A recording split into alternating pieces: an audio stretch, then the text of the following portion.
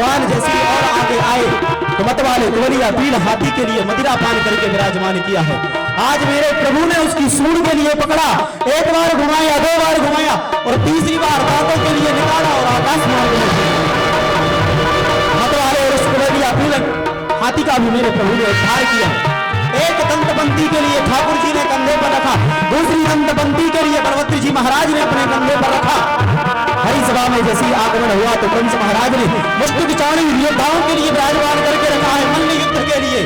भगवान ने आकर के एक एक योद्धा के साथ युद्ध किया, उनके लिए भी परास्त किया, उनका भी उद्धार किया।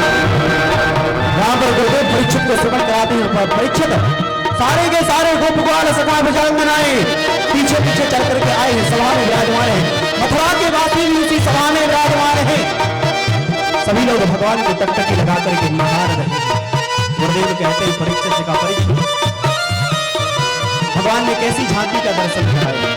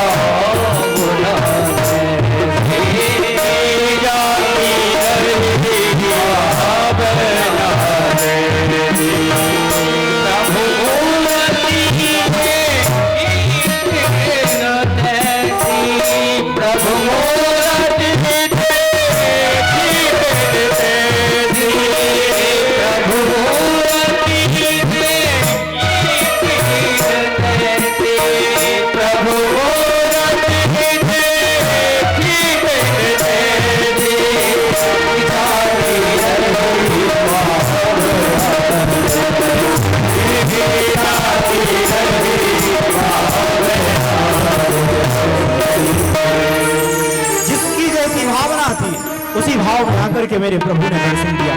माताओं ने अपने बालक के रूप में दर्शन किया, सखाओं ने अपने मित्र के रूप में दर्शन किया, प्रजांगनाओं ने अपने पति के रूप में दर्शन किया और कंस ने अपने काल के रूप में दर्शन किया। भगवान गए सिंहासन के ऊपर विराजमान हुए, कंस महाराज के लिए उठाया केस पकड़ करके और मेरे प्रभु ने एक बार उठा करके हरि सभा में नीचे फेंक दिया। हरि सभा में आकर के कंस महाराज गिरे, भगवान छलांग लगा करके नीचे आए, दाहिने हाथ का एक ही बार जोरदार प्रहार किया। कंस महाराज का गोविंदाय नमो नमः हो गया।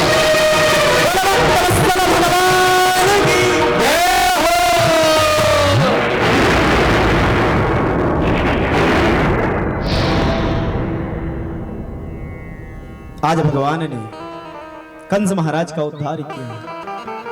सारे के सारे मथुरा वासियों ने मंगल गीत गाए, पुष्पों की वर्षा की, ऊपर से देवी देवता हर्षा रहे हैं। सभी ने मंगल बधाइयां दी सभी के लिए। ब्रह्म परमात्मा अब कारावास में गए, अपने नारा के लिए बंधन से मुक्त कराया, मैया बाबा के लिए बंधन से मुक्त कराया। नंद बाबा भी साथ में आए हैं, यशोदा मैया भी साथ में आई है। गुरुदेव परीक्षित को श्रवण कराते, परीक्षित दोनों का मिलाप हुआ है।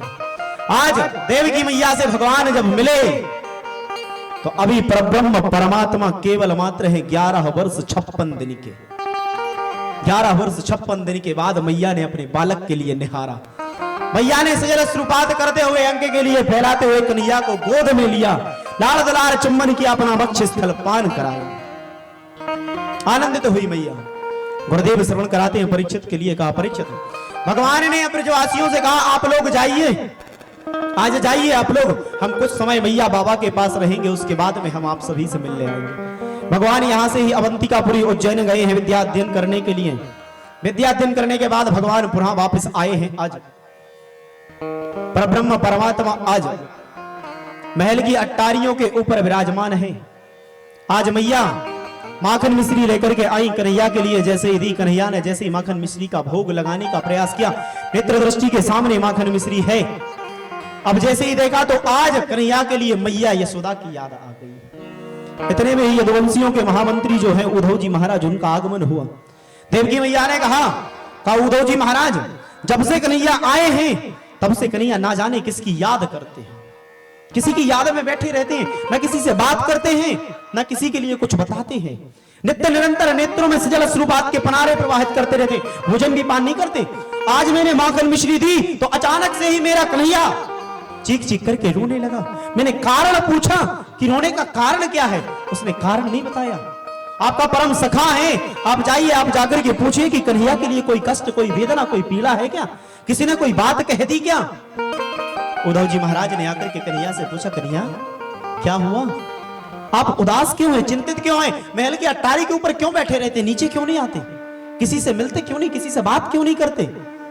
कन्हैया ने उद्धव से कहा, उद्धव कि उद्धव मोहे ब्रज बिसरत नाही, उद्धव मोहे ब्रज बिसरत नाही, कि हंस सुता को प्यारो कलरव और कुंजन की छाव, उद्धव मोहे ब्रज बिसरत नाही। हे उद्धव, ब्रज वृंदावन मुझसे बिसरता नहीं है, मुझे गोप ग्वाल सखा भुजंगनाओं की याद आती है, उनकी वह वेदना मुझे सताती है।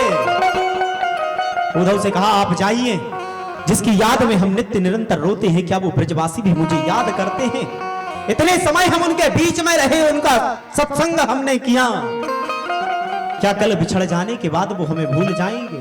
जाइए, याद दिला करके आइए, देख करके आइए, समाचार लेकर के आइए। उद्धव जी महाराज ने रथ के लिए तैयार किया, विराजमान हुए, जाने लगे। कन्हैया ने अपना पीला पटका दिया, पीतांबर, कैसे लेकर के जाइए, आपको समाचार नहीं देना पड़ेगा कि आप कौन हैं। इस पीले पटके को देख करके ब्रजवासी समझ जाएंगे कि कन्हैया का परम लाडला भक्त आया है। सारे के सारे ब्रजवासी रास्ते में ही विराजमान है, घर नहीं गया कोई, क्यों, इसी रास्ते से राधा माधव गए थे। यदि हम घर चले गए तो कन्हैया क्या कहेगा। बस इतना सा ही प्रेम था, इतना ही प्रेम कि हम गए और भूल गए। कल के बाद यही होने वाला है, कल के बाद यही होने वाला है प्यारे।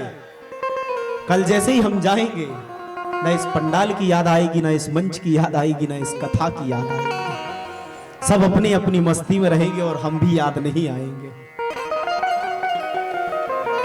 उद्धव जी महाराज आए पीले पटके के लिए मधुमंगल ने जैसे ही देखा कि रथ वही है, घोड़े वही हैं, दौड़ लगाता हुआ भागता हुआ आया। मनसुखा पीछे पीछे आ रहा है। मनसुखा ने सभी को समाचार दिया, देखो हमारा कन्हैया आ गया, मैंने कहा था कि वो हमारे बगैर रह नहीं सकता, आज जा रहा है, परसों जरूर आएगा। आ गया वो मिलने के लिए हमसे।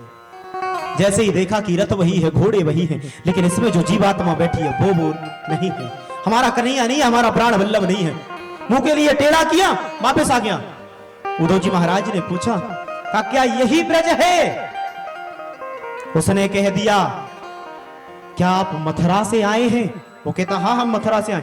हाँ हम पहले समझ गए थे, क्योंकि मथुरा वासियों को बस नहीं पता कि ये ब्रज है, बाकी सारे संसार को पता है कि ये कन्हैया की जन्म स्थल, ये कन्हैया का वक्ष स्थल, कन्हैया का हृदय पटल है। ये केवल मथुरा वासी को बस नहीं पता कि ये ब्रज है। उद्धव जी महाराज ने आकर के अपने ज्ञान का पिटारा खोला, सभी के सामने सभी को आश्वासन दिया कि कन्हैया आप सभी की याद करते हैं, कन्हैया विलाप करते हैं आप सभी की याद। एक सखा से पूछा, कन्हैया ने कहा था सबसे मिलन हो जाए तो मैया यशोदा से मिलकर के आना। कहा नंद महल कहां है, मैया यशोदा का महल कहां है? एक गोपी खड़ी हुई, गोपी ने खड़े होकर के उद्धव से कहा, उद्धव ये जो नदी दिख रही है ना, ये साधारण नदी नहीं है, ये नदी मैया यशोदा के नेत्रों से जो अश्रुओं का पनारा प्रवाहित हुआ है, ये वही पनारे की धारा ने नदी का रूप ले लिया है। इसके किनारे किनारे जाइए, इसका उद्गम जहां हुआ है वहां समझ लेना कि मैया यशोदा का भवन है।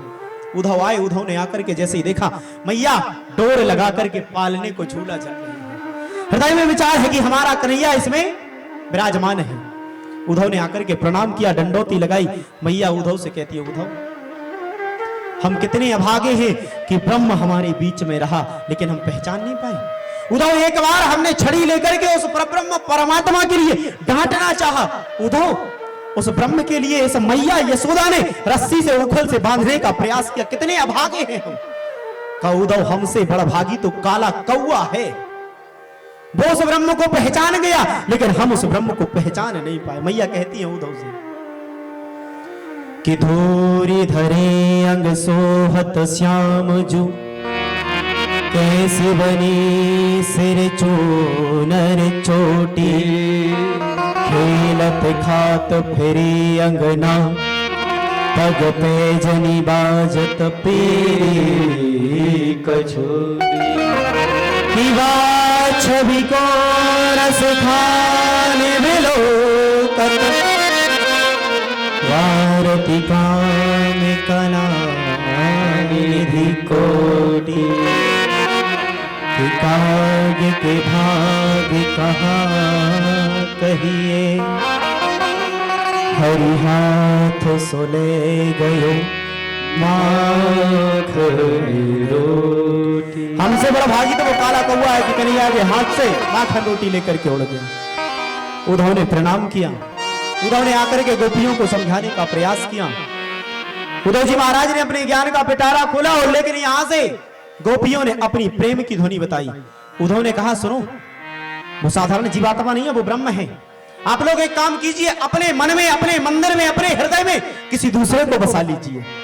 वो तो गया, अब दूसरे के लिए स्थान दीजिए। तो गोपी कहती है उद्धव से, उद्धव कृष्ण तन कृष्ण मन कृष्ण ही हमारो धन, आठो याम उद्धव हमें कृष्ण ही सो काम है, कि श्याम ही है श्याम प्रिय, श्याम बिन नहीं जिए। आंधरे की लाकड़ी आधार नाम श्याम है, कि श्याम गति श्याम पति, श्याम ही है प्राणपति, श्याम सुख धाम सो भलाई शोभा श्याम है, कि उद्धव तुम भई बोरे, पाती लेके आए दौड़े, योग कहा राखे यहाँ, रोम रोम श्याम है, योग कहा राखे यहाँ, रोम रोम श्याम है। सातवां हतक उद्धव जी महाराज ने अपने ज्ञान का पिटारा खोला, लेकिन किसी भी गोपी ने उद्धव की बात नहीं। राधा रानी से भेंट हुई, राधा रानी के चरणों में प्रणाम किया, समाचार लिया। उद्धव जी महाराज पुनः वापस आए हैं। गुरुदेव श्री सुखदेव जी महाराज राजसी राजन परीक्षित के लिए श्रवण कराते हैं। का परीक्षित जिन कंस महाराज का उद्धार यहाँ पर किया है भगवान ने, इन कंस महाराज की दो पत्नियां थी, एक का नाम है अस्ति, दूसरी का नाम है प्राप्ति, जिनके भाई हैं जरासंध जी महाराज। जरासंध जी महाराज ने 23,000 अक्षुणी सेना लेकर के 18 बार भगवान के ऊपर आक्रमण किया। कालियावन भी आया, कालियावन के लिए भगवान ने परास्त किया।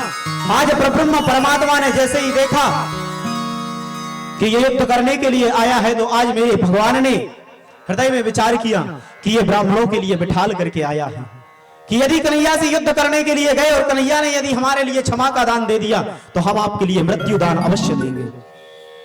आज ब्राह्मण बालकों ने कन्हैया से गुहार लगाई कि हे भगवान हमारी लाज रख लेना। और भगवान कहते हैं कि मेरा मान भले टल जाए, भक्त का मान न टलते देखा। वो प्रभु कहता है प्यारे मेरी जग हंसाई होती है होने दो। लोग मुझे अब सत्य कहते हैं, मेरी निंदा करते हैं, करने दो, कोई दिक्कत कोई परेशानी नहीं।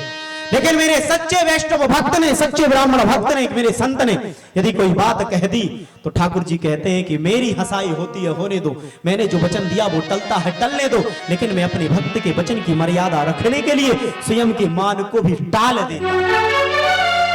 आज भगवान ने रक्षा की और आज परब्रह्म परमात्मा ने विश्वकर्मा जी महाराज के लिए आदेश दिया कि समुद्र में जाकर के आप द्वारिका का निर्माण कीजिए। समुद्र में जाकर के विश्वकर्मा जी महाराज ने सुंदर द्वारिका का निर्माण किया। भगवान रण छोड़ करके आए, भगवान का एक और नाम पड़ गया रण छोड़। बोले रण छोड़ भगवान की जय हो। आज परब्रह्म परमात्मा सारे यदुवंशियों के साथ में आकर के द्वारिका में विराजमान है। सूर्य की पहली किरण जैसे ही निकली, सारे द्वारिका वासियों ने नेत्र दृष्टि जैसे ही खोली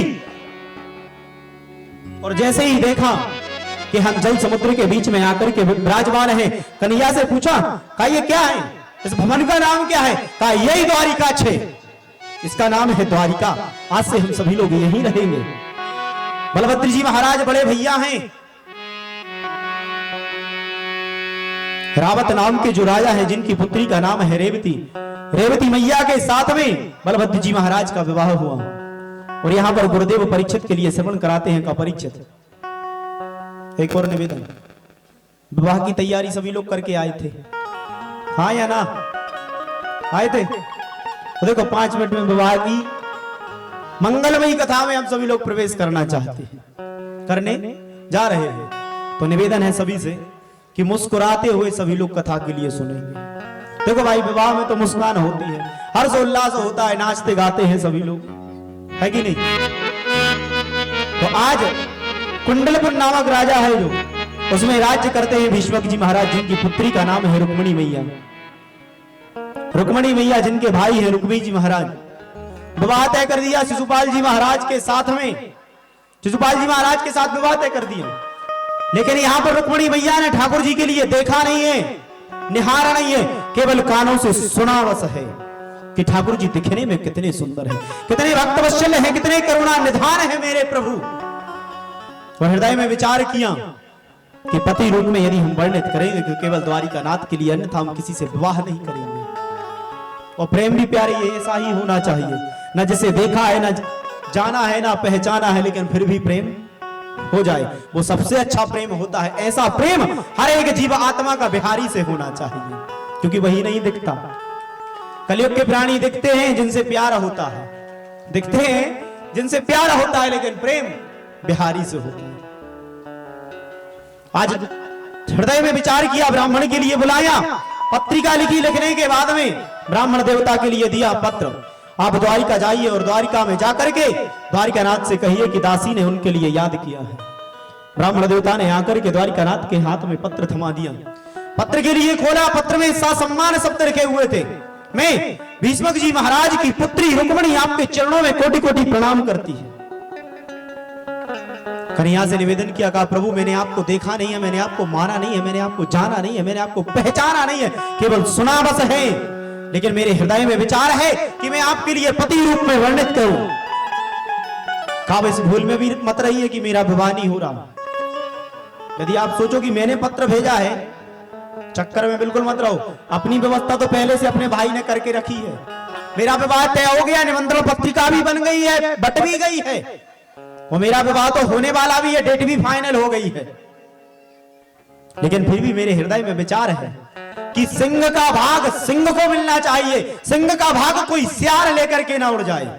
और बेहद से सियार ऐसे होते हैं कि सिंहनी को लेकर के चले जाते, शेर बैठा ही रहता है। कई विवाह के पंडाल में देखा है, दूल्हा बैठा ही रहता है कि कब आएंगी, वो देवी जी पीछे की खिड़की से गोल, वो बेचारा देख ही रहा है कि आ जाओ आ जाओ, लेकिन नहीं आती।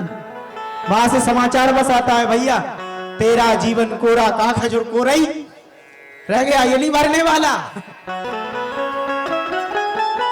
तो गाइस भूल में मत रहिए कि मेरा विवाह तय नहीं हुआ, हो गया। अच्छा खासा गोरा चिट्टा शिशुपाल के साथ में मेरे भाई ने विवाह तय किया है, लेकिन हृदय में विचार है आपके साथ विवाह करने का। कैसे दासी के ऊपर कृपा कीजिए, आप आइए प्रातः काल की बेला में। हमारे यहाँ पर एक नियम होता है कि कात्यायनी माता के मंदिर हम जाते हैं पूजन करने के लिए, उस समय आप आना, रथ लेकर के हाथ पकड़ना, रथ में बिठालना और हरण करके ले जाना। नंते ग्रंथ को लाने बंत ठाल दो बंतासन पे, घंटाकुर जी के लाने बंतात में बंतो ला लियो।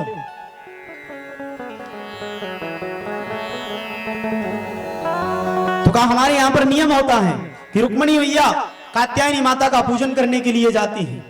और यहाँ पर सायंकाल की बेला में एक रस्म होती है प्यारे, मैया होती है नहीं होती, मेहंदी लगाने की, मेहंदी लगाने की रस्म होती है कि नहीं होती। तो रात में मेहंदी लगाने की रस्म चल रही है, वो मंगल बधाइयां गा रही है सबरी सखियां, क्या आओ मेरी सखियों मुझे मेहंदी लगा दो, आओ मेरी सखियां मुझे मेहंदी लगा दो, मेहंदी लगा दो, सुंदर सजा दो, मुझे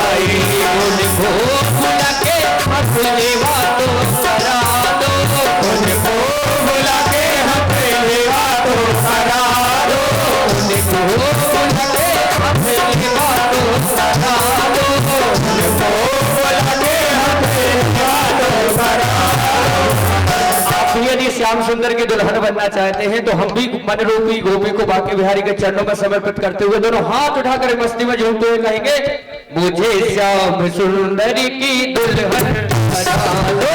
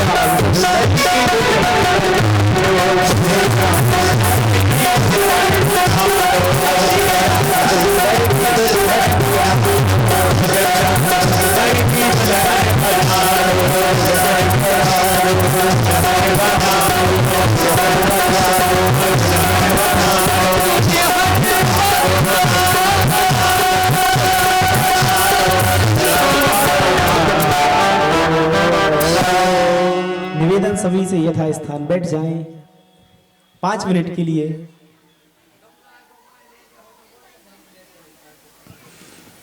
आज रात्रि कालिनी के बेला में मेहंदी की रस्म के लिए संपन्न किया गया और हल्दी की रस्म सुबह से चल ही रही है यजमान की। हल्दी की रस्म सुबह से चल रही है, मतलब मानो ऐसा लग रहा है इस प्रांगण में कि वास्तव में सही पद्धति के अनुसार विवाह हो रहा है। पहली कथा में हमें स्वयं आनंद आ रहा है कि हमें लग रहा है कि विवाह ऐसे होता है। हमारे यजमान परिवार ने बड़े भक्ति भाव श्रद्धा के साथ में हल्दी की रस्म के लिए भी परिपूर्ण किया। कल रात में मेहंदी भी लगी और हमारी दीदी जी लोग आज ब्यूटी पार्लर भी होकर के आई, मतलब पूरी प्रतिक्रिया वही चल रही है। नहीं आप लोग नहीं गए, यजमान परिवार गया था, पूरी प्रतिक्रिया वही चल रही है। आज यहां पर कात्यायनी माता का पूजन करने के लिए गई और प्रभु से निवेदन किया। एक और निवेदन, हम सभी लोग चाहते हैं कि हमारे लिए हमारे मन का पति मिले। सभी लोगों के हृदय में विचार होता है रुक्मणी मैया के लिए ठाकुर जी क्यों मिले, क्योंकि रुक्मणी मैया ने एक मंत्र का जाप किया था। एक मंत्र का जाप, मंत्र कौन सा है? कात्यायनी महामाही महायोगिन्यधीश्वरी नंदरूप सुतम देवम पतिं मे कुरुते नमः। इस मंत्र का जाप किया रुक्मणी मैया ने और ठाकुर जी के साथ विवाह हो गया। आज ठाकुर जी रथ के ऊपर विराजमान हुए और जैसे ही बाहर निकले द्वारिका से, द्वारिकानाथ जी महाराज बाहर निकले, बलभद्र जी महाराज का आगमन हुआ। बलभद्र जी महाराज ने आकर के कन्हैया से पूछा का कहरे करूंगा कहां ते चल दो इतनी दिव्य भव्य तैयारी करवे के ताई में। ब्राह्मण देवता ने दाऊ भैया से कहा, दाऊ भैया कन्हैया बड़े है गए हैंगे, अब विवाह करवे के ताई जा रहे हैंगे। दाऊ भैया कहते ओ आप बड़े हो गए, पहले बता देते, हम छोरी देख देते, हम देख देते। कहा कन्हैया छोरी कौन सी है वे? अब बता नहीं सकते कि हमने नहीं देखी, उन्होंने हमें देखा है, हमने उनको नहीं देखा। हमारे पास सीधा कार्ड आया था। ब्राह्मण देवता कहते हैं कहा ठाकुर जी अब विवाह करवे के ताई जा रहे हैं भीष्मक जी महाराज के यहाँ पर, उनकी पुत्री का नाम है रुक्मणी, जिनके साथ में अब ठाकुर जी का विवाह होगा। रथ के ऊपर विराजमान होकर के यहाँ पर रुक्मणी मैया मंदिर में गई है पूजन करने के लिए, और यहाँ पर ठाकुर जी रथ के ऊपर विराजमान होकर के आए। रथ से नीचे ठाकुर जी जैसे ही उतरे, सारे के सारे द्वारपाल जितने लोग साथ में आए हैं वो टकटकी लगा करके देख रहे हैं ठाकुर जी के लिए दिखने में कितने सुंदर है। ठाकुर जी आए मंदिर में प्रवेश जैसे ही किया, ठाकुर जी ने एक दूसरे से क्या कह रहे हैं, देखो मोरपंख देखो मुकुट में कितना अच्छा लग रहा है। दूसरा कहता अरे नाना मोरपंख नहीं पीतांबर पीला पटका देखो कितना अच्छा लग रहा है। तीसरा कहता है पीतांबर पटका छोड़ो कपड़ों के ऊपर मुस्कान देखो कितनी सुंदर लग रही है। अरे चौथा कहता है अधर पटल कोमल कपल तो देखो कितने अच्छे अधर कमल लग रहे हैं ठाकुर जी के।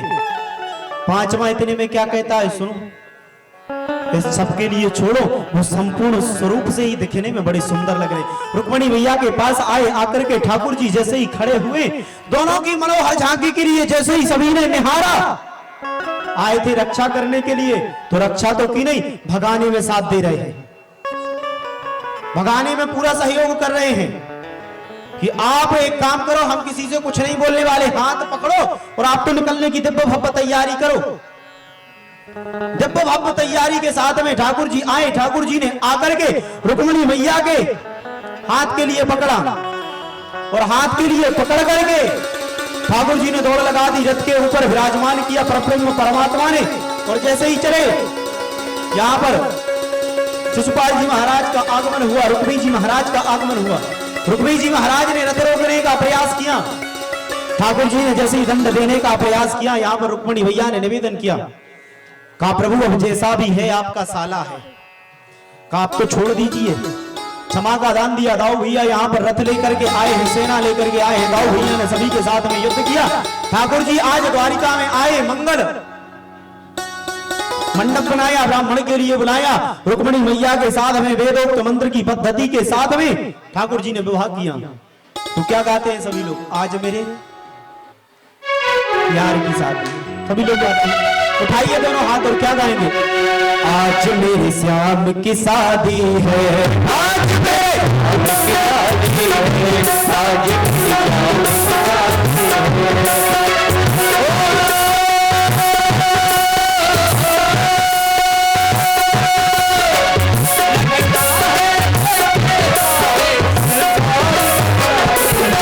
आज मेरे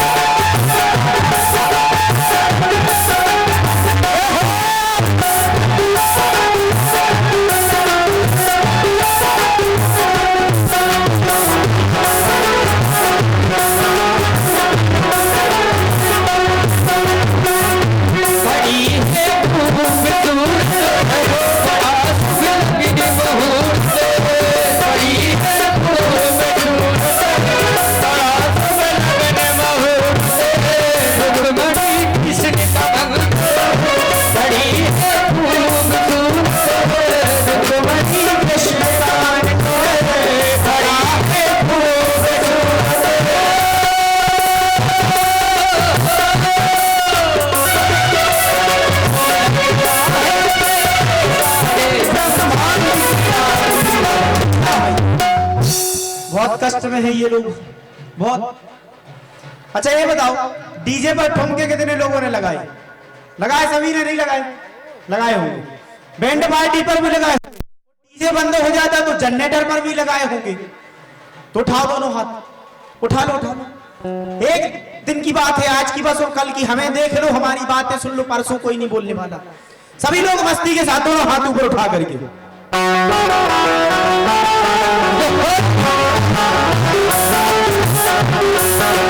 मस्ती के साथ झूमने सभी लोग।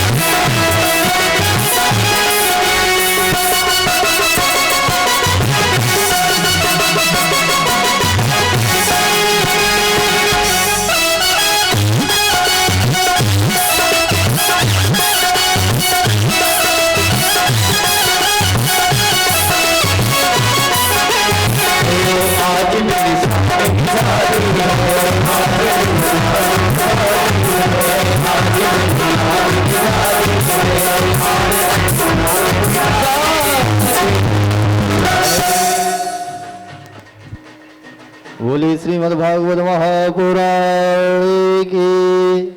सभी से निवेदन है, शांति का दान देंगे सभी लोग। वेदोक्त मंत्र की पद्धति के अनुसार ठाकुर जी का माल्य अर्पण होगा। सभी के पास फूल दिए थे लेकिन पहले फेंक दिए। बोली श्री वृंदावन बिहारी लाल की जय। ओ बहारो फूल बरसाओ हरि ओम स्वस्ति न इंद्रो वृद्धश्रवाः स्वस्ति न हविर्वायुष्यवेदाः स्वस्ति न सारथो अरिष्टनेमिः स्वस्ति नो बृहस्पतिर्दधातु।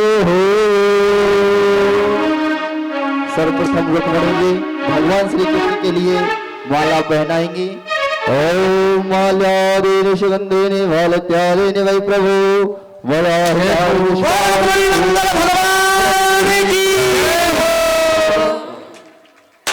बहारो फूल बरसाओ मेरे घने श्याम आए, मेरे घने श्याम आए।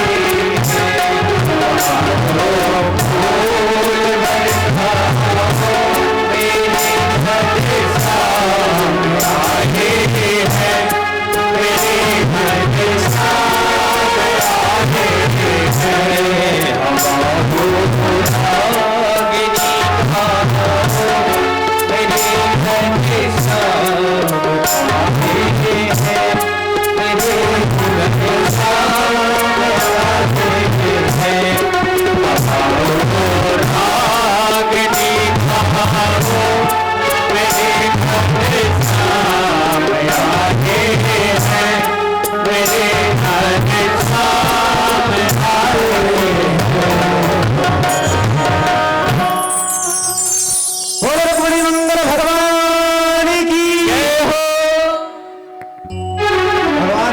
संपन्न हुआ। एक बार 2 मिनट के लिए सभी लोग फूल होली में प्रवेश करते हैं। उसके बाद में आरती, आरती के बाद प्रसाद, प्रसाद के बाद सभी लोग अपने अपने घर जाएंगे। तो क्या गाएंगे? आज बीरज में होली रे रसिया, आज बीरज में होली रे रसिया, आज बीरज में होली रे रसिया। रसिया बर तुरी रसिया, होली रे रसिया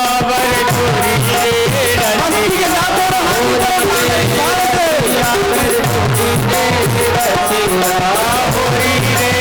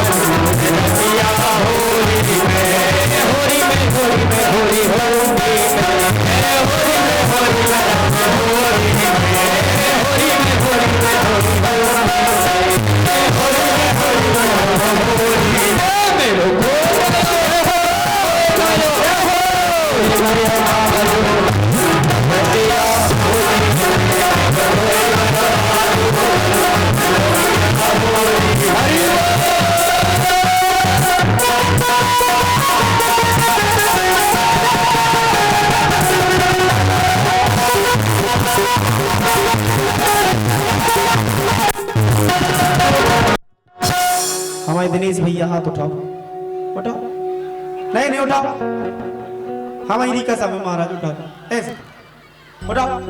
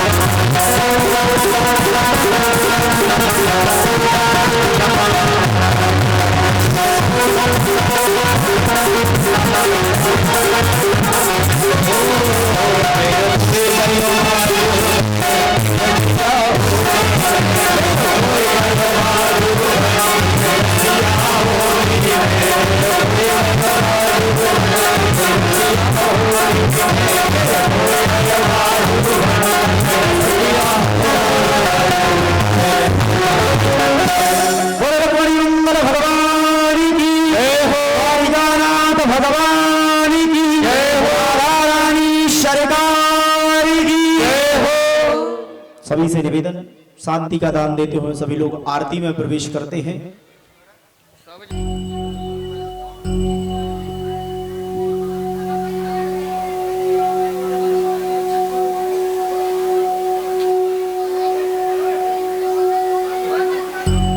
एक और विशेष सूचना सभी को हम ही दे देते हैं, कृपया अगर शांति का दान दें और हमारे ऊपर ध्यान दें। कल श्रीमद् भागवत महापुराण का अंतिम दिवस, सप्तम दिवस है। एक विशेष निवेदन सभी से, कल कोई अकेला ना आए, हम आएंगे एक को और साथ में लेकर के आएंगे, ये संकल्प लेकर के जाएंगे, क्योंकि हम सुधरेंगे जग सुधरेगा। यदि हम अकेले जाएंगे तो हम बस सुधरेंगे, एक दूसरे को साथ में लेकर के आएंगे तो उसके हृदय में भी राधा माधव के प्रति प्रेम जागृत होगा। कल सुदामा चरित्र की कथा होगी, सभी से निवेदन है, पता होगा कि लेकर के क्या आना है, लेकिन विशेष सूचना यही है कि केवल कुछ ना भी मिले तो एक तुलसी दल लेकर के आइए, लेकिन खाली हाथ कल के दिन कोई भी नहीं आएगा। वो कल हम सभी से, आप सभी से अंतिम विदाई भी लेंगे श्रीमद् भागवत महापुराण के माध्यम से। 7 दिन तक कुछ नहीं मांगा, 6 दिन से, कल 7वां दिन, कल मांग भी लेंगे, इसलिए अपनी अपनी पर्स साथ में लेकर के आए। श्री राधे, श्री राधे। श्रीमद् भागवत महापुराण की जय। जैसे कि पूज्य महाराज श्री के मुखारविंद से आप सबने श्रवण किया है कि कल कथा का समापन दिवस है, सप्तम दिवस है, सुदामा चरित्र रहेगा। और जो कथाएं पूज्य महाराज श्री के मुख से हम लोग श्रवण नहीं कर पाए हैं, तो कल सूक्ष्म रूप से पूज्य महाराज श्री के द्वारा सप्तम दिवस की संपूर्ण कथा को श्रवण कराया जाएगा। जो भक्तजन पहले, दूसरे, तीसरे इत्यादि दिन ना आ पाए हो, तो वो अंतिम दिवस यदि कथा पंडाल में आए तो उनके लिए संपूर्ण कथा श्रवण करने का फल प्राप्त होता है। यह शास्त्रों की मर्यादा है और शास्त्रों में लिखा गया है कि भगवान के द्वार पर, गुरु के द्वार पर और मित्र के घर पर कभी खाली हाथ नहीं जाना चाहिए। तो आप सबसे आग्रह है कि भले ही पुष्प या तुलसी का दल लेकर के आए, परंतु कल कथा प्रांगण में अवश्य आए और सप्त दिवस की संपूर्ण कथा को कल श्रवण करेंगे सूक्ष्म रूप में पूज्य महाराज श्री की श्री मुखारविंद से। और जिस प्रकार LIC बीमा एजेंट का होता है, जितने एजेंट जोड़ते जाओ उतना मुनाफा मिलता जाएगा, इसी प्रकार आप आए और अपने बाजू वाले अड़ोसियों पड़ोसियों को भी साथ में लेकर के आए, तो इससे आपको भी उनका फल प्राप्त होगा। विशेष सूचना आज की, आज सायंकालीन बेला में सुंदरकांड का आयोजन रखा गया है। आप सभी भक्तों को सूचित किया जाता है कि समय का विशेष ध्यान रखते हुए 7:30 8 बजे तक आप सब लोग पुनः पंडाल में पधारें, भोजन इत्यादि करके और सुंदरकांड का आनंद लाभ प्रदान करें। जय जय श्री राधे। सभी भक्तजन आरती के लिए सावधान हो जाएं। हरि ओम चंद्रमा मनसो जातगछो सूर्यो भजायरासो दाताय शकाल समखान धीरजायता।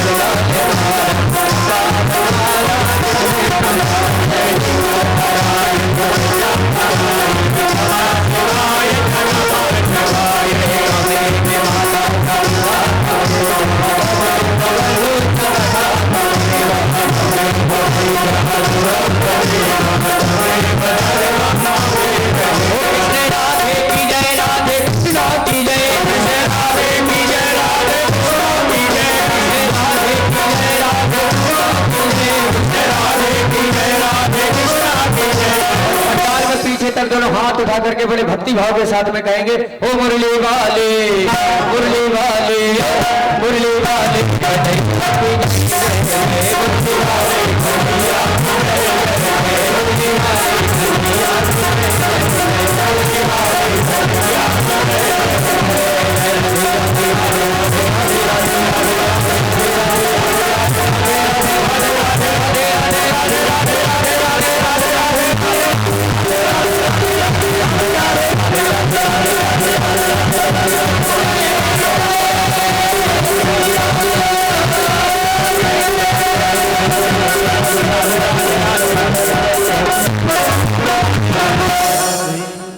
हरि ओम महारार्तिक्यं समर्पयामि भूमो निधाय हो जलेन शीतलीकरणं पुष्पै देवाभिवन्दनम् आरोग्यार्थे आत्माभिवन्दनम् आरार्तिक्यं समर्पयामि अथ मंत्र पुष्पाञ्जलिः हस्ते गन्धाक्षत पुष्पाणिं गृहीत्वा हरिः ओम महाजगनेन जगन्मय जन्त देवास्तानि धर्माणि प्रथमान्यः सन्नः देहनाकं